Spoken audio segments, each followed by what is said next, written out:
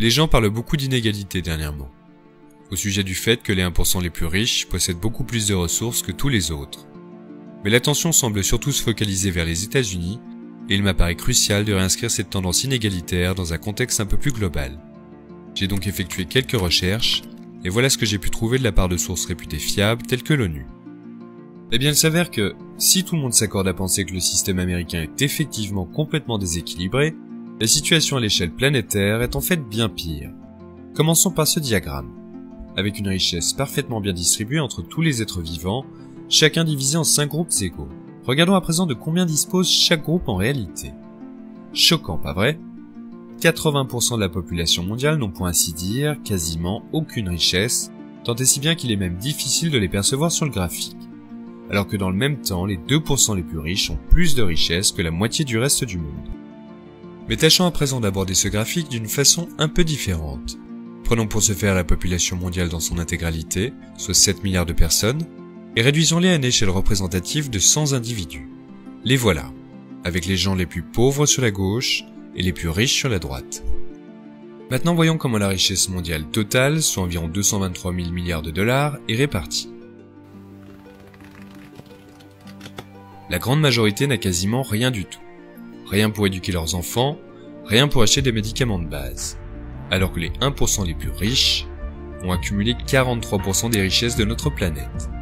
De leur côté, les 80% de la tranche inférieure, soit 8 personnes sur 10, n'ont plus que 6% à se partager entre eux.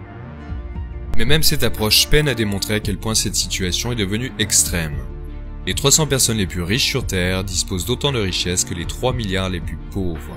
En d'autres termes, le nombre de personnes nécessaires pour remplir un avion de ligne de taille moyenne ont davantage de richesses que les populations indiennes, chinoises, américaines et brésiliennes combinées. Nous pouvons également constater ces inégalités d'un point de vue géographique, avec un fossé énorme et grandissant entre quelques îlots privilégiés par rapport à la grande majorité de la planète.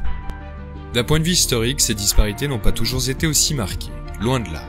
Il y a 200 ans, les pays riches étaient seulement 3 fois plus riches que les pays pauvres.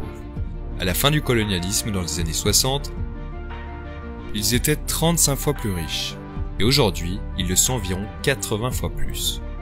Les pays riches tentent de compenser cette situation en distribuant de l'aide aux pays pauvres, avec environ 130 milliards de dollars chaque année. C'est beaucoup d'argent. Et donc pourquoi l'écart de richesse continue-t-il de s'accroître ? Une des raisons que l'on peut avancer réside dans le fait que de grandes sociétés soustraient chaque année 900 milliards de dollars aux pays pauvres par le biais d'une forme d'évasion fiscale que l'on nomme le mispricing, et qui consiste essentiellement à manipuler les prix à la baisse pour échapper à l'impôt. Par-dessus le marché, littéralement, les pays pauvres payent chaque année environ 600 milliards de dollars dédiés au remboursement des dettes contractées auprès des pays riches, le tout pour des emprunts remboursés déjà plusieurs fois. Vient ensuite l'argent que les pays pauvres perdent en raison des règles commerciales imposées par les pays riches pour s'assurer un accès à encore plus de ressources et à une main-d'œuvre toujours meilleur marché. Des économistes de l'université du Massachusetts estiment que cela coûte aux pays pauvres environ 500 milliards de dollars chaque année. Au total, ce sont plus de 2000 milliards de dollars qui circulent des régions les plus pauvres du globe à destination des plus riches chaque année. Les gouvernements les plus riches aiment à rappeler qu'ils aident les pays pauvres à se développer, mais qui développe qui réellement ici ?